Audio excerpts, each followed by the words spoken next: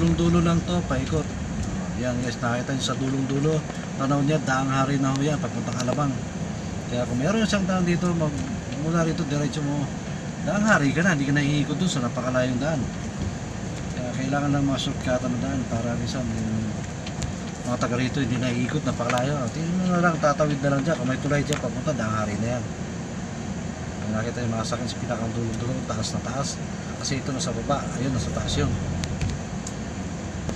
Kaya kung akala nyo ang Cavite patag lang, ay hindi ho, bundok-bundok ho yan. Minsan nasa baba ka, minsan nasa taas ka, parang buhay mo lang. Minsan nasa ilalim, minsan nasa taas din. Diba? Nasa baba to, pero pag masdan mo yung taas na yon, nandun yung Daang Hari. Hindi na makita kasi natatakpan ng mga kahoy.